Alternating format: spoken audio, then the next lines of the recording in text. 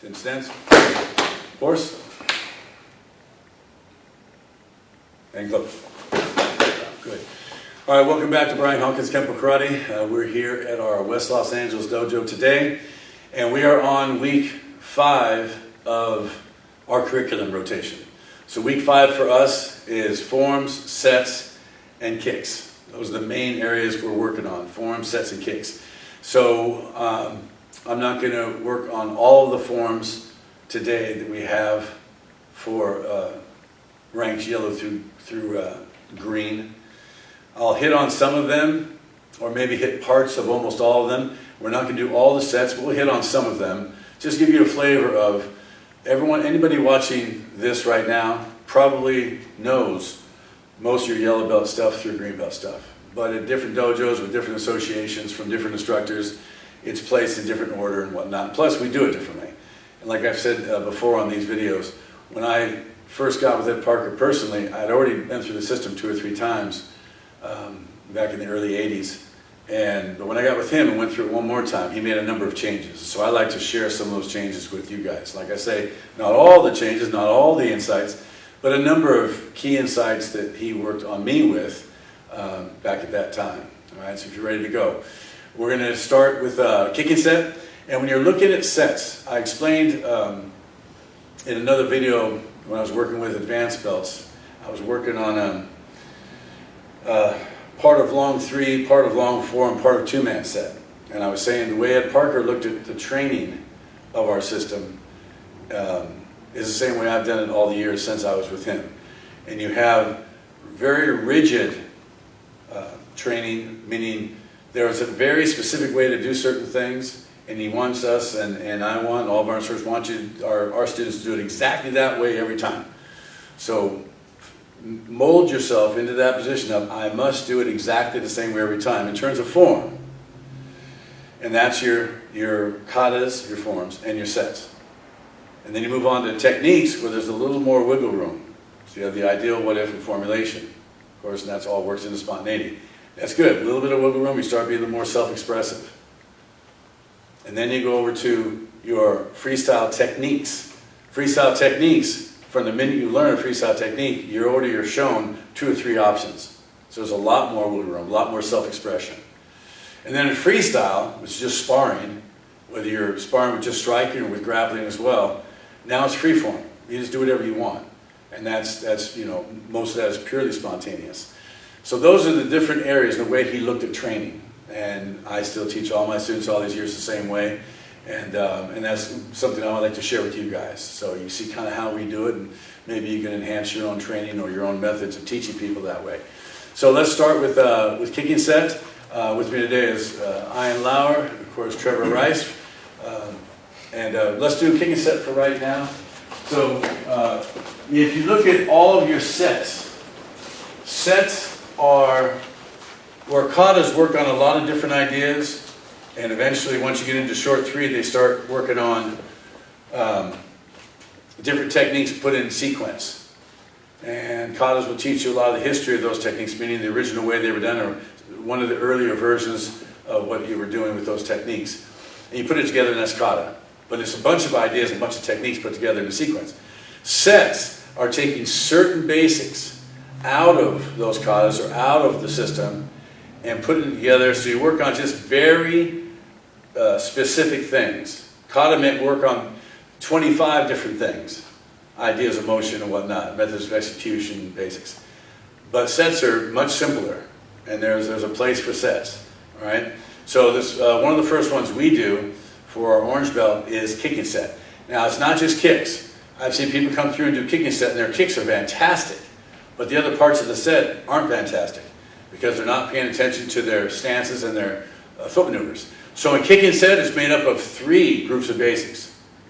Kicks, of course, transitions, which are your foot maneuvers, and of course stances. You have to be working on all 3 when you're working on kicking set. So Mr. Lauer's going to be doing kicking set today. So he starts with an attention stance, bow, meditate. That's how we start and end every set in our system. Then he takes his right foot back to a left neutral bow. So again, he's doing a series of 16 kicks, 4 on each side, 4 sides. And the transitions are different and unique in each one. You repeat some of them, but in the sequence is different. So we do number 1, that's a step through ball kick. So the kick was a ball kick, the foot maneuver was a step through, and the stances were a left neutral bow, then a right neutral bow. So now you understand what I'm saying. You have to watch all 3. And number 2, from crossover, side kick. Number 3, drag up roundhouse. And then number 4 is spinning back kick. Now, Mr. Lauer, switch and do that one more time. So you can see if he did just a regular, if he does a regular step through, just do a step through, regular step through. Yes, and then back. So that's a regular step through. He does it again and back. But now if he does a step through on the back side, he just does a step through on the back side and then back. So that's a step through on the back side. That's another foot maneuver. Usually we do that when we're trying to sweep people or step through their stance. So Mr. Lauer, do the same step through reverse. I would do it like as you're sweeping someone's leg in front of you. So he'll sweep, yeah, just hit that reverse bow one more time. So he'll spin and kick out that leg. Yes. So that's a reverse step through, or excuse me, a step through on the back side. So the spinning back kick is simply a step through on the back side with a kick. So he slides up, kicks, and then lands. That's all it is. And then he does a quarter turn. Good. And then number 5, step through side kick. And number 6, drag up ball kick, where the hips are straight ahead. 7 is a drag up round, where the hips are on the 90. And 8 is a drag up back, where your hips are facing the opposite direction. Then he quarter turns again. Your quarter turn is always clockwise, and it's a stepping with the rear foot. And that was number 8. So on number 9, he starts with another spinning back kick, which is a step through on the back side with the kick. And then 3 more drag up kicks. So this time drag up round is first. And then he does a drag up ball. Then he does a drag up side kick. And then he does a quarter turn. And now this last side are all step through kicks. So he does a step through round, and then a spinning back, which is a step through kick, step through ball kick, and step through knife edge kick. And then left over right and close. Okay? So that's pretty simple. That's again, kicking set, and you have to look at it this way. Look at all your sets this way. Mr. Parker pulled out certain basics, 2 or 3 groups of basics, put it together in a set. So you really focus on just that, or those few things. And then your katas work on many different things. Okay? Mr. Rice? All right, so that's kicking set. And again, that's pretty detailed, fairly detailed kicking set, but again, kicking set can go on for a couple hours easy, just talking about different things. I was in a camp with Mr. Parker back in, I think, 88 in Ventura, and he worked on kicking set with the group, I think for 2 hours. And it was great, a lot of different insights in a kicking set. But right now, that's kicking set, work on that. But the main thing to pick up from that is you work on your stances, your foot maneuvers, and of course your kicks. Okay? All right, and let's see, let's go right to finger set. On finger set, what is finger set? Finger set is various methods of executing strikes with an open hand. Various methods of striking with an open hand, not a closed hand. Okay, so we're back to fist position, chambered, and spear hand to the eyes, spear hand to the eyes. Spear hand only 3/4 extension to the solar plexus, spear hand to the solar plexus. Spear hand cross, diagonally, so cross your body, so that's to underneath their right rib cage, not necessarily to the rib cage, but in and then underneath. And then when you leave, you're pulling the ribs out away from their body. So damage in, damage while you're there, damage as you come out. And then the other side. Okay? So that weapon was the 4-finger strike, trying to get those fingers lined up. Bent slightly at the 2nd digit, not at the 3rd digit, not necessarily a little bit at the top digit on most fingers, but not the 3rd. Not these digits across the back of the knuckles here. Okay? So one from there. Now, 2-finger. So as you're doing a strike, like you're doing a strike over your shoulder, hitting someone in the stomach and poking. All right, this is also one of the strikes you have in long form 4. And then here again. All right? At this point, bring your hands together. Strike to the nose, so break the nose of the person right in front of you, come down, stick two hands, two spear hands to the throat, come down to the eyes.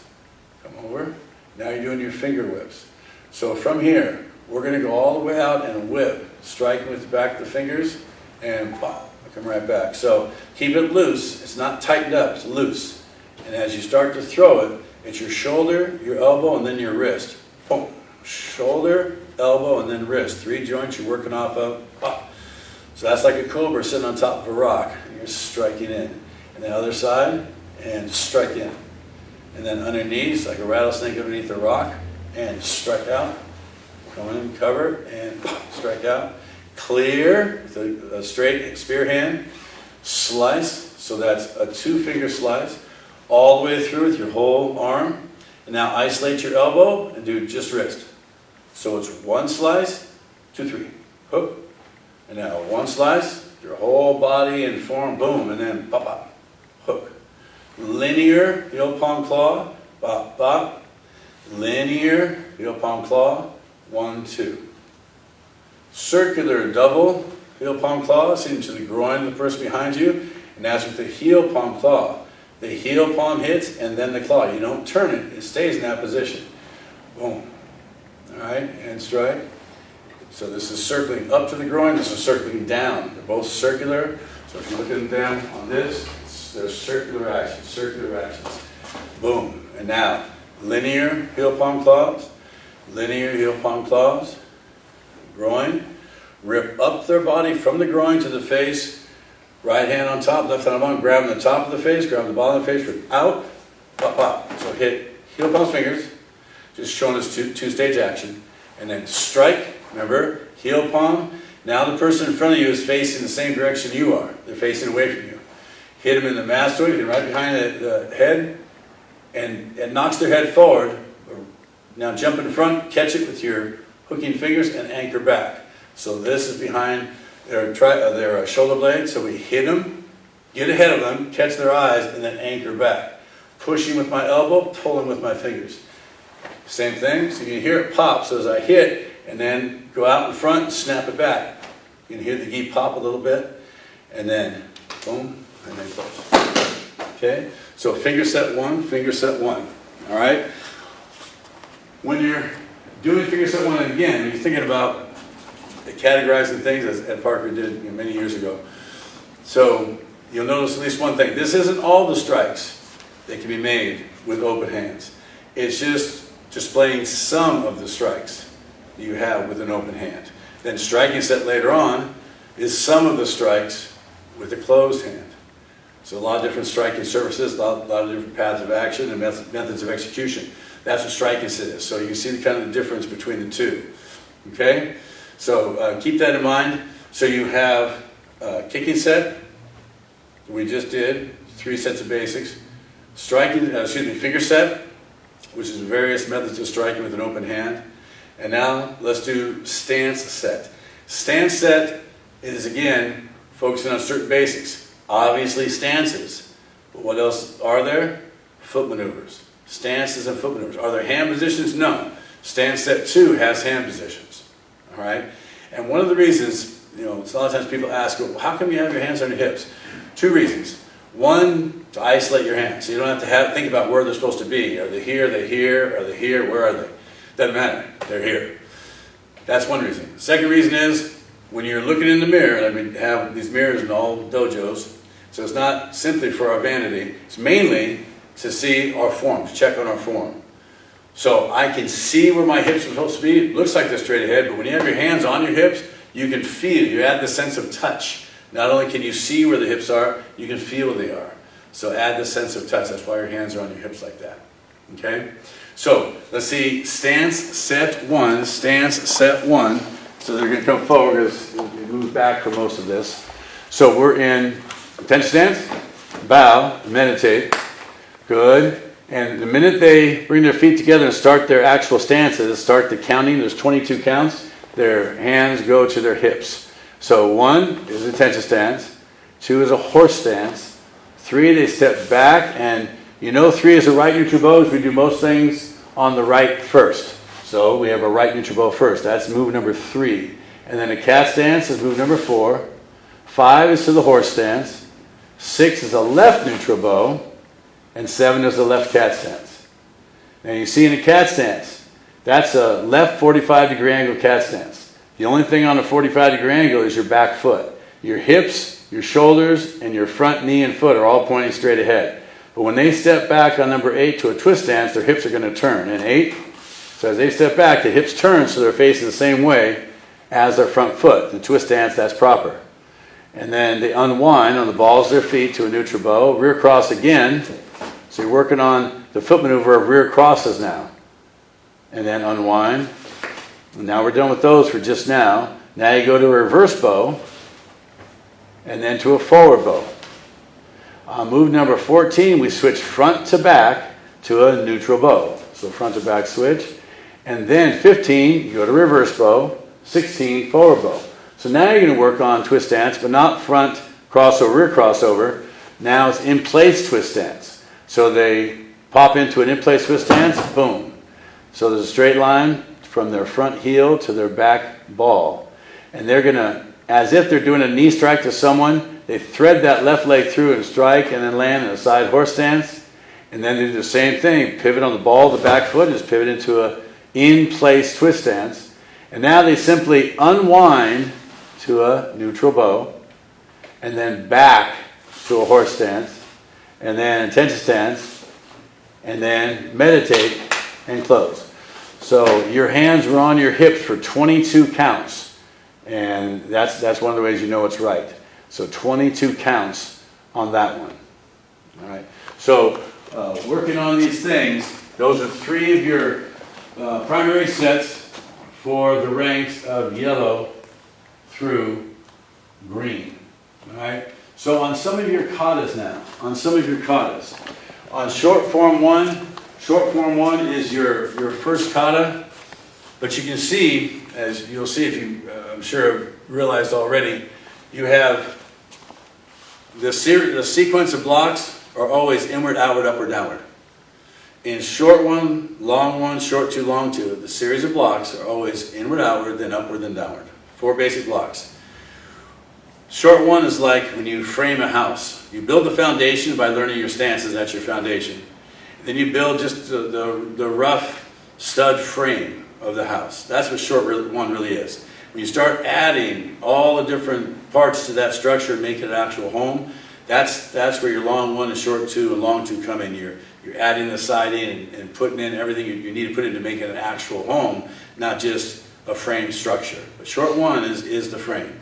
So watch these 2 gentlemen when they do their short form one. So they're in a horse stance, left over right. In short one, we're always retreating. And in short one, it is simple, singular blocks. There are no double factors in short one. Mr. Parker specifically did not want that. He wants double factors to start in long one. Also, when I say you're always retreating from the opponent, it means even on that first move, you don't slide in and back. Because if someone's trying to punch you in my face, I want to get all of this away from them as soon as I can, as quick as I can. If I'm bringing my foot in, all that time it took me to do that, I have not moved this target, which is what they're trying to hit me. I want to go straight back. All right, so keep that in mind as you do short form one. Step back 1, and of course everything starts on the right side in Kenpo because most people are right-handed. And step back 2, yes. Come back to horse stance. So you see their foot, their left foot goes straight back to neutral bow, 1. But on number 2, their feet pass right next to one another, 2, yes. Now straight over, 3, yes, because they were trying to punch us from our left. And you want to get away from that punch, move weapon, move target. You want to move that target, your face, directly away from that attack. And 4, good. And when we cover, we simply just step over the length of your own foot, turn with an upper block. And 5, so there's nothing else fancy in that. Long one, it changes a little bit. And 6, yeah. And now again, they're trying to kick us from 6 o'clock. Move directly away from that kick with a downward block. And good. And then step back to 1 more. And then all the way back to your horse. Okay, and close. So that's pretty simple. But let's see long form one now. Let's see long form one. So horse stance. So now you have transitional strikes, transitional moves. But on the very first, it's simply step back and block, single block, and then your offense punch. Again, we can go, I can teach these katas for hours. I'm skipping a lot of things, but I'm going to get to just a few of the points I wanted to make sure we hit on this. They're going to go from that right forward bow all the way back to a left forward bow. And so that's a few transitions. Their hand's going to be doing things to fill those gaps. That's one of the things that makes Kenpo so unique. Mr. Parker designed it so it fills those gaps. When you're moving your feet around and gaining a better position, you're doing checks and strikes as you're doing that.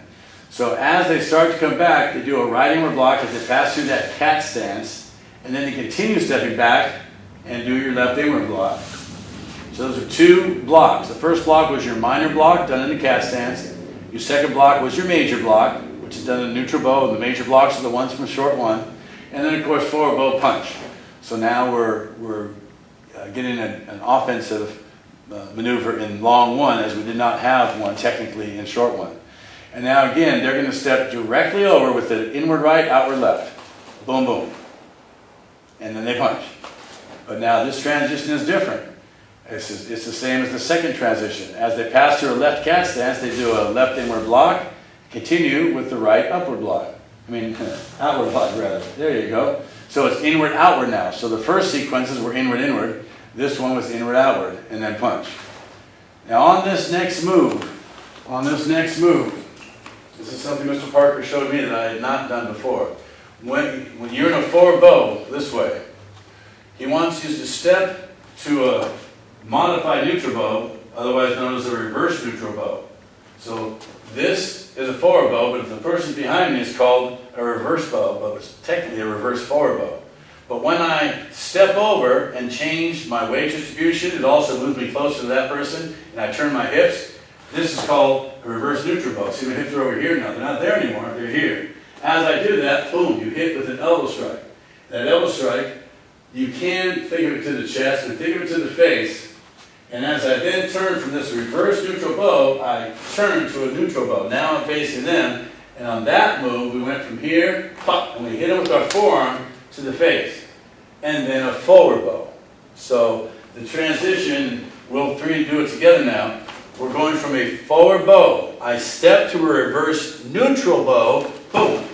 My hips are still facing away from the opponent, but I'm looking at the opponent and I'm hitting the opponent. But all my vitals here are still facing that way. Then I turn. Pop. Now I'm in a perfect neutral bow. And then I put my offensive maneuver in. So stay there. And then as they step back, they do a left inward and a right upward.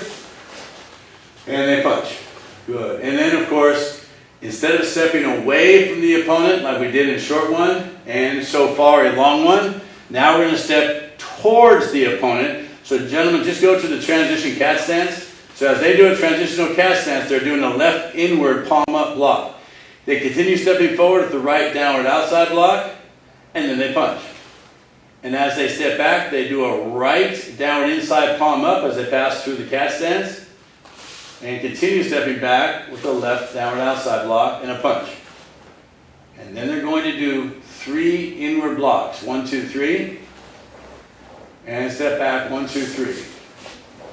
Good. Now as they step over with their left foot and look towards their right, they do that minor block, which is a left inward. Gentlemen, just step and do that left inward block. Then it's 3 outward blocks. 1, 2, 3. As they transition back, they do a right inward block and then 3 outward blocks. 1, 2, 3. And now when they cover, they do a left inward block and 3 upward blocks. 1, 2, 3. As they transition, they do a right inward and 3 upwards. And now, as they step directly away with their right foot, they do a right downward inside palm up and then 3 downward outside palm down. As they start to transition, do a left downward inside palm up and keep stepping with downward, downward, downward. Then up to their horse stance, with the downward inside palm down all the way to the perimeter of your body, and 2 and 3 stay.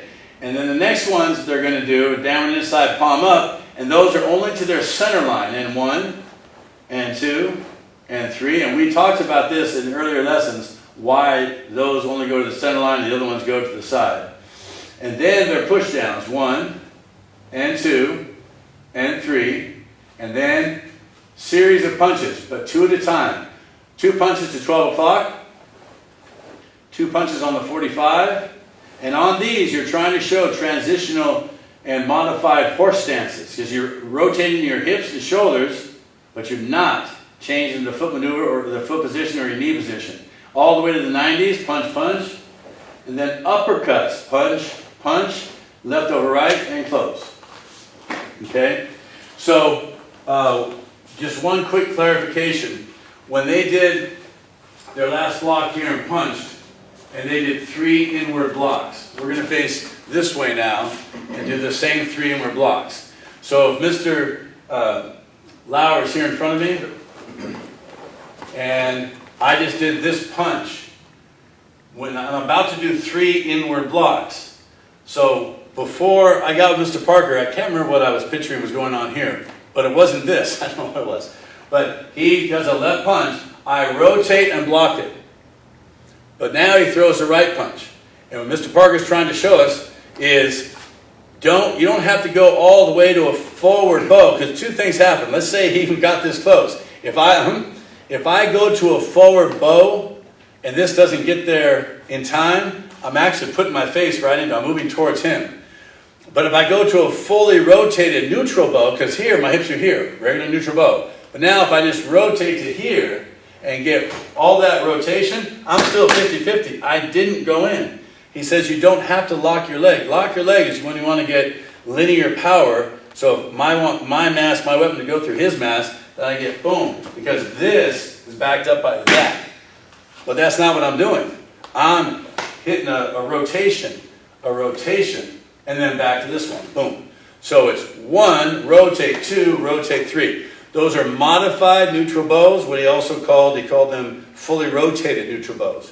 So if I'm here, if I'm facing you, this is my forward bow. Everything's straight ahead except my front foot. We've spoken of that. I go to a neutral bow and block. And now I stay 50-50. I go to a modified neutral bow, otherwise known as a fully rotated, because I'm fully rotated, shoulders and hips. But I did not turn that back foot, lunge forward, and lock it out. I stayed, so I had plenty of lateral stability. Boom, boom. Okay? That's really important, because those modified neutral bows, modified horse stances, and on, when you start getting deep into the system, and then start being able to work spontaneously and formulate a lot of things, gauging steps and modified stances are everywhere. You know, we learn everything exactly like this, exactly like that, exactly like that. But once you get all that down real good, then you start needing to modify things where you need to modify them. But if you start off teaching someone who's yellow, orange, purple, blue, oh yeah, you know, this is this and that is that, and don't worry about that first one we taught you. It's like, no, neutral bow is still a neutral bow. He's just saying rotate, boom. Rotate and rotate. So it goes for all your blocks in long one. Outward block is here. I rotate to do my other outward block. I rotate back. Upper block is here. I rotate to do my second. I rotate back to do my third. Right? Downward block is here. I rotate and I rotate back. All right? And we spoke about, well, what's this block called? Downward outside block, palm down. Because this is downward inside block, palm down. So that's a downward outside palm down, downward inside palm down, downward inside palm up. Those are the 3 that you kind of focused on in long one. And then there's other downward blocks and whatnot later on. But those are the 3 you start with. All right? You also notice that the sequence of blocks is the same, like we mentioned before. Inward, outward, upward, downward. Inward, outward, upward, downward. Okay? So let's see. Let's move on to short form 2. Short form 2. And on short 2, there's a lot of things we can do and talk about in short form 2. One of the main things is you're always advancing towards the opponent. Another thing is you start moving on the X pattern, that means on your 45s, and not just on the plus pattern, meaning your 90s. So, advancing, we also start changing some weapons and adding some things, but nevertheless, in a nutshell, you're still doing inward, outward, up or down.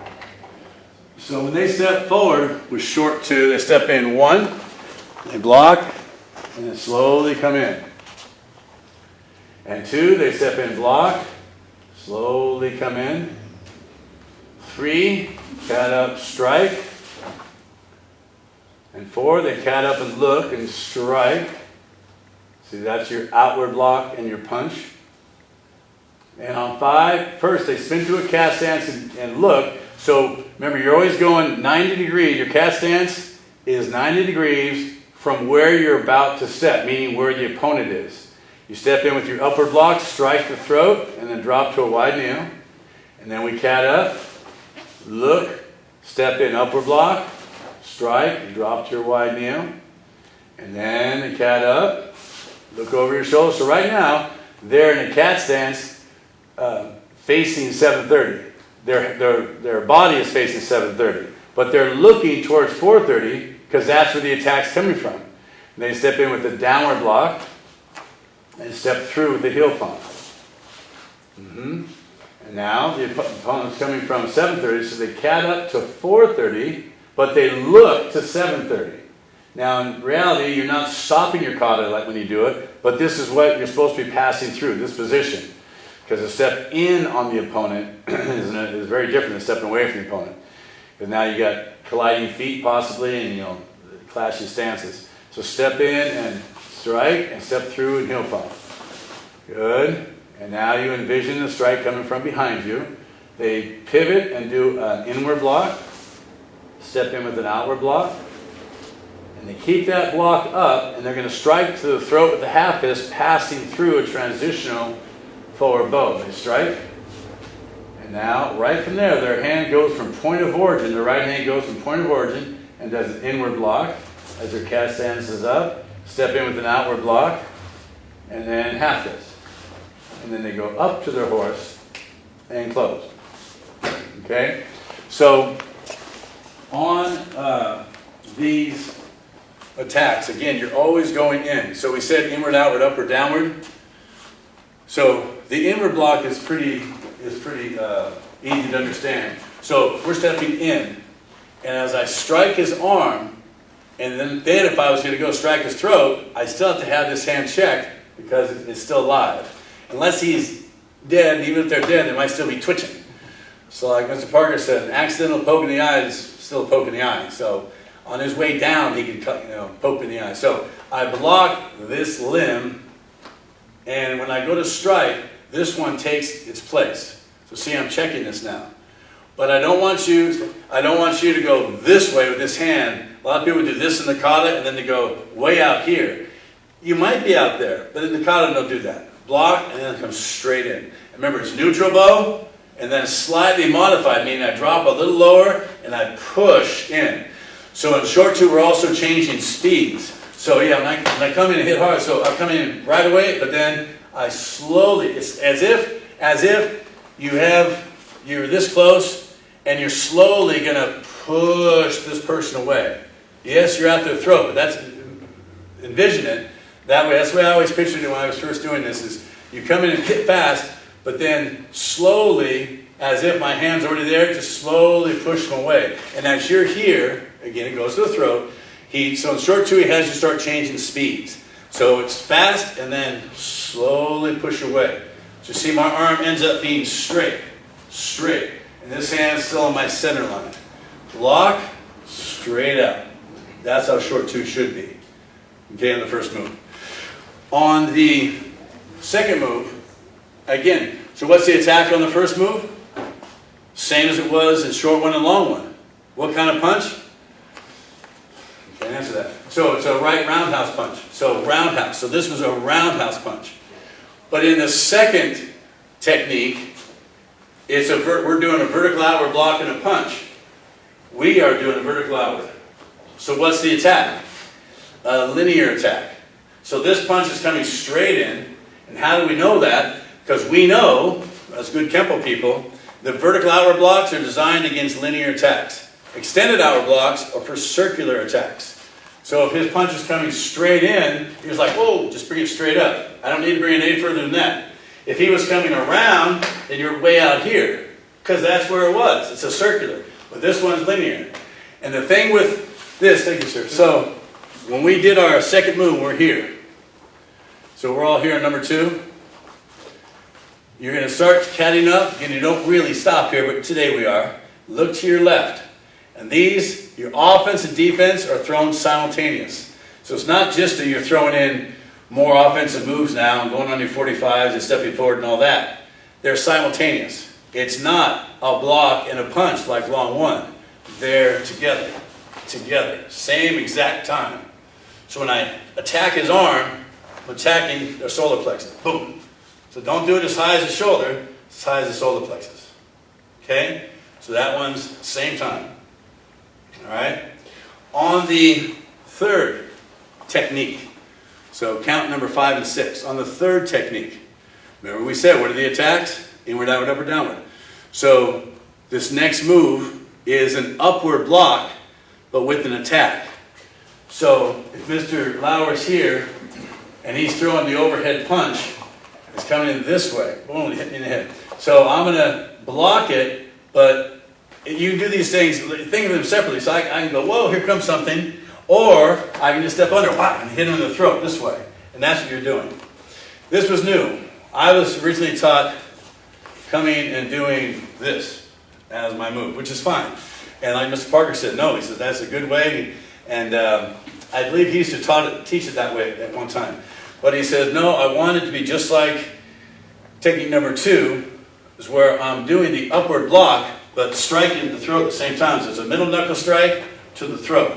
So you're going, boom, so hit him right away. Then you slowly drop down to your wide kneel. Now my arm is straight. I head on an angle to the throat, and then I drop down to the solar plexus. Okay? So the second strike is, you do that. It is a technique where you come in and just rip down. You really rip it though from the face all the way down. But in this kata, he said, no, I'd rather them go real quick to the throat, right to the trachea with that middle knuckle, beautiful strike. Boom, and then slowly drop down to your wide kneel. Okay? So, you do that on both sides. Start from the beginning, left over right. So, we're 1, inward block and then hand sword. We're 2, inward block and hand sword. 3, cast stance, block punch. 4, cast stance, block punch. 5, cast stance, spin, hit, and drop. 6, cast stance, hit, and drop. Now, envision a right step through ball kick. A right step through ball kick coming from your 430. Cat up, look, block the inside of that kick, step through heel palm, and now, so you can't remember, I said right because it's to the inside of the kick, not the outside of the kick. They cat up and look, now it's a left ball kick coming in, step in a block, because you blocked the inside of the left kick. Boom, and step through and heel palm. Okay? But now on this next move, Mr. Right, stay there. Look at this. So I'm coming to punch him in the back of his head. I can already reach. So he has to turn his body and defend. But what's he doing? Moving weapon, moving target. So he's going to pull away from me, take his head away from me as he blocks my arm.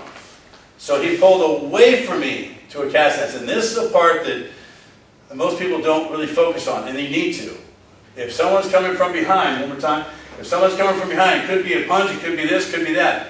Whatever. You don't know what it is. It's the darkness back here. Move away from it as you throw your defensive action, which is also an offensive action.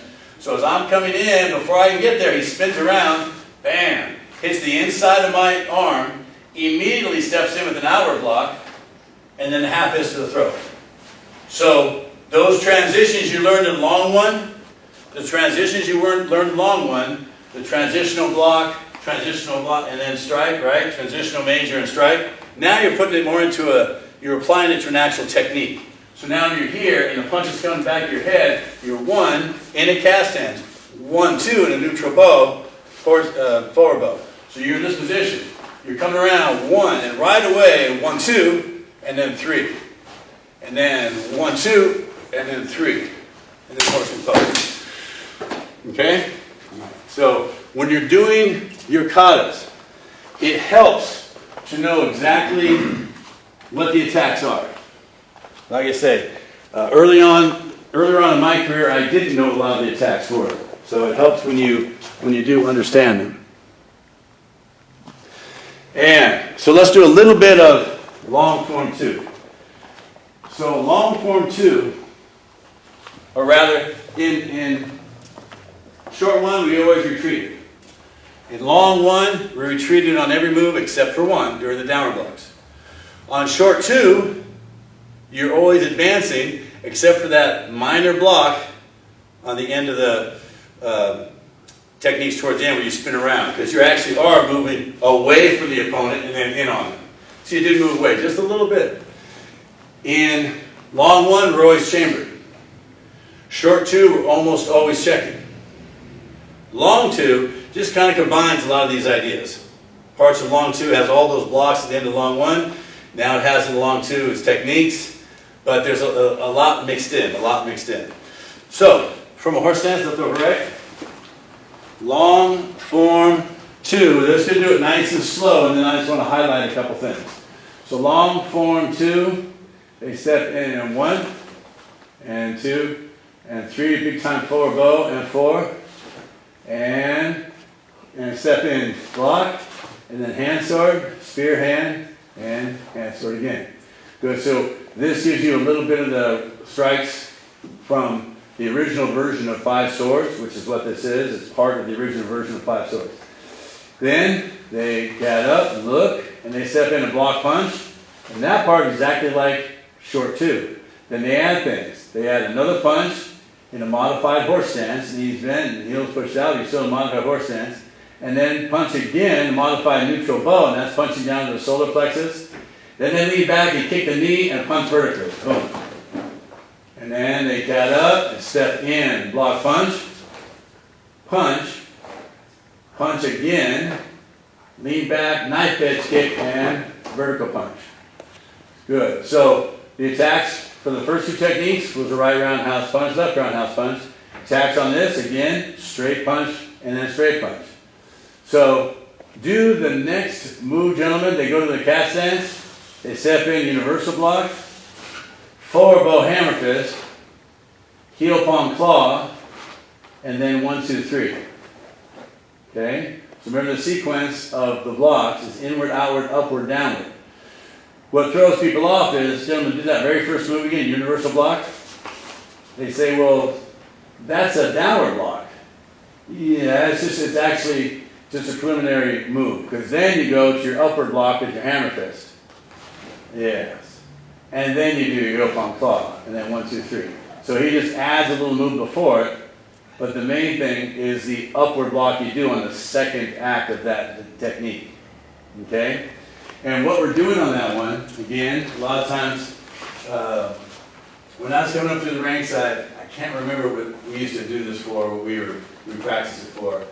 But basically, when I'm in this position, remember, I'm in a neutral bow. So he's throwing a roundhouse kick. So that roundhouse kick is coming this direction. So if I go to a forward bow with not much lateral stability, I'm really strong straight in this way. But if it's coming here and I block it, it's probably going to knock me off my stance because it's coming laterally. But if I take this foot, instead of pivoting it forward and locking my leg, if I just keep that foot there and this knee here and just turn my hips, now this foot gives me that lateral stability. So when he comes in, boom, I can block with a little bit more enthusiasm. So I'm blocking, and now when he goes to do the punch, this hand's going to come up and block, and this one goes to the groin. So this one came up and blocked his punch, so that's where you get the inward, outward, upward. But he does the upward block, boom, with the hammer fist to the groin, which bends him over roughly about here. Then heel palm claw to the face. And this one does stay here when you do this, but then 1, 2, 3, and when I'm done, this is back here again. Okay? So that's the attack on that one. And again, when people see that sometimes, they're thinking, oh, that's, no, but he did a downward block. And he started with the universal block. But the important thing too is fully rotated neutral bow. So as you're coming in and doing a fully rotated neutral bow, see, this is still giving me my lateral stability. Then I come in and hit. Then I hip on claw. Then 1, 2, 3. Okay? Ready? So do the first side of that. So step back and do a universal block. Upper block hammer. Heel palm claw. And 1, 2, 3. So the attack on that side was a step through right roundhouse kick followed by an overhead right punch. So now they cat up and come in and block. So obviously now it's a fully rotated neutral bow. That was for a left step through roundhouse kick. So I was in this position, and now they're coming in on this side, and my kick's going to be coming this direction. That's why he has to keep that foot that way. So as I come in, boom, and then when I go to punch, it's to the groin. And that bends me over, and then 1, 2, 3. Okay? All right, good. And next technique. So now, and one more time. So again on this one, remember I said this combines a few things. Long two combines things from all the other katas.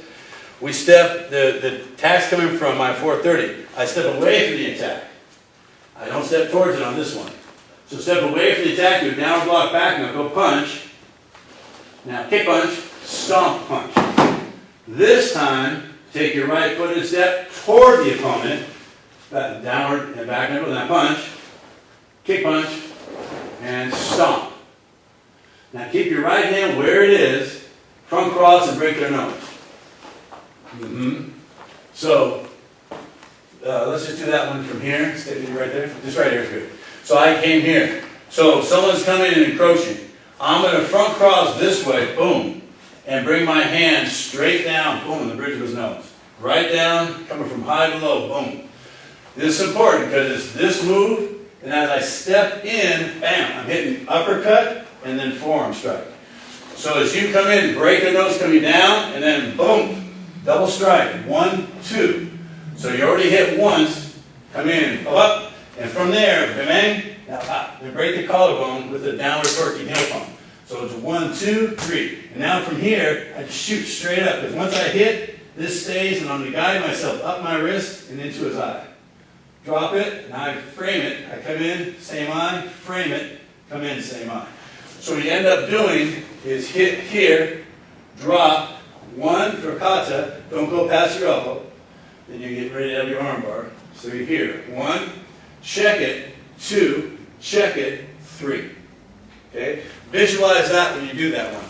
So from your last position, you guys are here, and front cross this way, boom, step up, 1, 2, drop, 1, 2, 3. And now you're on this angle, front cross, bop. Step in, up, down, 1, 2, 3. Now do your rear cross block. So that's the inside of the left kick. Unwind and punch them before the foot lands on the ground. Rear cross and block, the inside of the right kick. Unwind and punch them before the foot lands on the ground. So those are twist stances. Now step back to the right foot, downward, outward, uppercut. And now there's no twist stance here, just step through reverse. Downward, outward, uppercut. Alright? And you can see where earlier we did a downward block, back knuckle. See that circle? Downward block, back knuckle? If you see a circle here, the universal pattern, hopefully that's the circle you're thinking of. So it's block and hit. In this technique, block and hits this way. You complete that circle. So he wanted to get us going this way, and he wanted to get us going this way. On the first one, it's 1, 2, that circle ends, a straight line begins. On this one, where this circle ends, a straight line begins. Okay, but this time with the same hand. And then, push down, elbow comes out, come through, heel palm claw. And push down, elbow comes out, come through, heel palm claw. And remember, what you're doing on this one is they're trying to do a knee strike. So Mr. Lauer is here, and we'll do this side. So we're here, and I'm going to hit his thigh. If he's generating a lot of energy this way, and then I stop, boom, I stop it, it makes his upper body come in. I've got a great story for that, and we won't spend the time on that now, but we hit and then boom. So as I hit it, he starts coming in. I want to get my distance here with this. Then I just step through, leading the way with my elbow, and then end with the claw. I too was taught this before. Then you start playing around. Then Mr. Parker showed me the forward bow. I remember going back to the dojo and working that on different people and realized having come in hard, it's a different, that twist stance, he says, it's just not strong enough, Brian. Someone's coming in with a big knee and probably something else. It's a lot of momentum. Just stop it and then come through. Hard. Because it's an initiation strike. This usually isn't in part of a sequence. You've already tagged him a few times or whatnot. He's got full momentum. It's at the beginning of his sequence of attack. And it's at maximum power. You probably don't want to hit a twist dance right there. So he wanted to hit that boom forward bow and get that elbow out to keep this distance. He kind of lands on it and then comes through the claw. Okay? All right. And one more. Come back here. Bop, bop, bop. 1, 2, 3. Now hit again. Come through. Hit again. Come through. Hit again. Come through. So second to last technique. Technically last technique, but second to last sequence. Punch block, grab, rear cross, and pull down. Okay? So one more time. So, yeah. One more, huh? Yeah. So, what you're doing is, if I just finished my last move here and I did my claw, so I did all this move, boom. I do a punch, it bends him over, and he comes in to tackle me. So, boom, he comes in. So that's what this is. So this claw comes, I know we do it quick, it's up, but it's punch. The natural reaction is for him to bend over. Does it hurt? Also, it just physically bent him over, even if it didn't hurt, because he's insane or something. He still comes in, now he's closed the gap. Now he's trying to take me down. So it's punch, block. Hit right to the side, so you're going pop, pop. Hit it right to the side of the head, so boom, boom. Crack him, grab.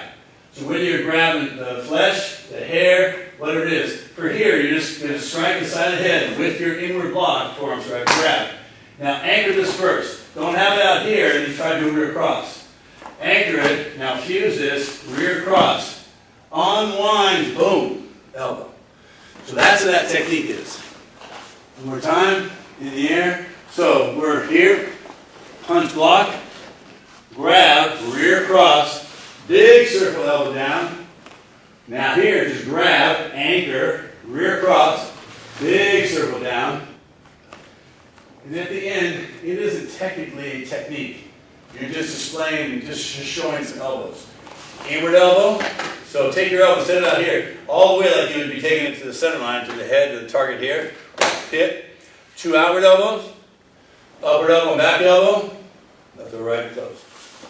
Okay? So it's displaying different elbow strikes. Okay? And horse stance. And tench stance. So we'll just do a couple things on short 3. So on short 3, about just no more than half speed. Technique number 1, and go.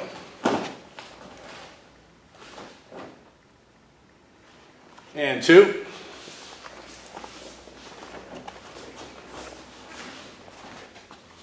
And 3. And 4. Grab your fist. Step through. Press it down. 5. Back knuckle. And punch up. Knife edge kick. Across. Come on in. Come in and grip death. Now lock wing. Arm goes behind as your foot goes behind. Elbow. Come around. Break the arm. Lock the arm. Hand comes out. Smash. And step forward. Pull. Cross twigs. Now fake one way, go the other. Wings and silk. Conquering shield. And striking serpent's head. Back on that same angle. And then horse.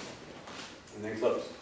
So as we talked about in previous videos, and again, the short 3 is a great, it's a fascinating kata, where short 1, long 1, short 2, and long 2.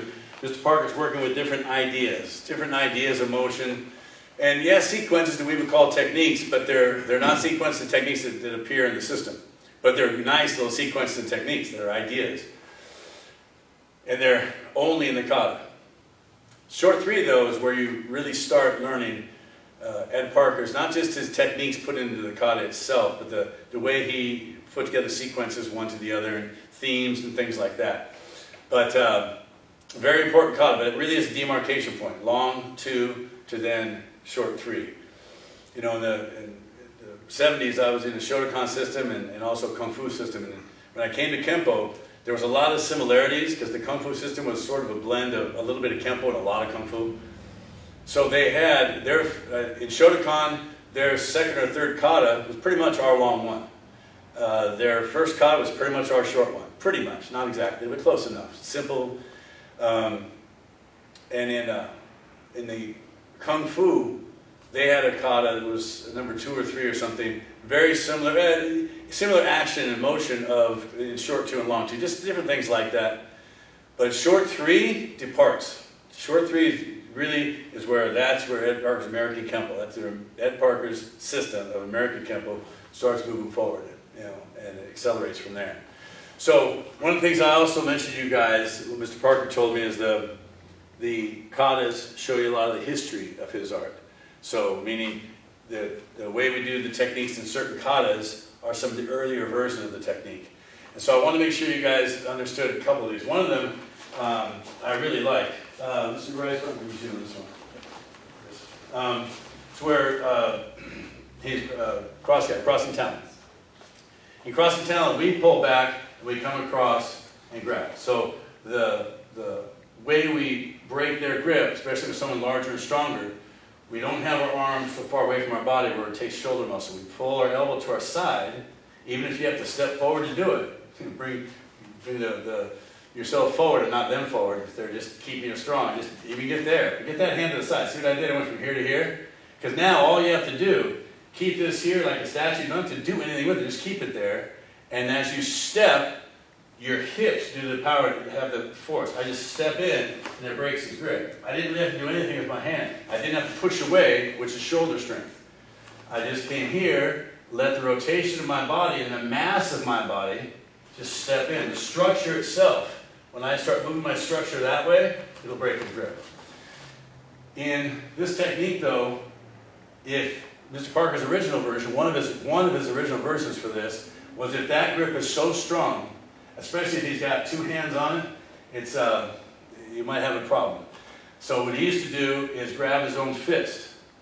And this hand would go down. Almost anyone would just drop their elbow down. You're very strong here, less strong out here, very strong at your elbow, but it's close to the body.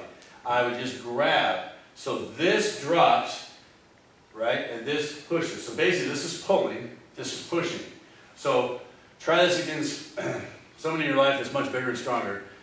Grab, and without doing any steps, just drop your elbow so you get that little bit of an angle, and then just push over. You'll break anyone's grip. As soon as you get to that angle, with this action then pushing, you'll break their grip. He didn't like it. After a while, though, he changed it because he didn't like the fact you're not trapping their hands. All he has to do is let go and hit me in the face, and he didn't like that. But breaking a grip is a great way to break a grip. So let's turn around this way, though. So now the way he would do it is grab and start to break the grip. Now look what happens. I re-grab there. It's a little later than he wanted, but still, this was part of the version. And as I'm doing this now, I come across, grab his wrist over my own, put my elbow at his elbow, and then just step in and drop it down. So I'm pulling up here, pushing down here, and that was crossing talent. Then you would just hit to the back of the neck, circle around, and elbow. That was crossing talent. So when you're doing it, in short form 3, there's lots of techniques in short 3, the original version. I don't have time to go through them all right now, but that's a really good way to look at it. And when we're teaching our classes, a lot of times we'll teach crossing talent, and then in a drill, maybe that day or that week or another week, we'll teach them the old crossing talent. Maybe not even say that's what it is, to show them the mechanics of how to break that grip. And if get anyone grabbing you, and you do this, pushing and pulling, and get away, it'll break that right hand grip. Okay? So work on these things. So we covered 3 sets. And it's with a certain amount of detail. And short one, long one, short two, long two, and a little bit of short three. Okay, like I say, with a reasonable amount of detail. But work on this stuff. Try to remember, and of course view it, then try to remember the highlights of what we spoke of. Because again, I'm sharing with you the highlights Ed Parker shared with me. And it should enhance your Kenpo and make it a little stronger, a little better, and more understandable. So knowing the history of something adds a lot to it. All right, good. You together? And horse. Close.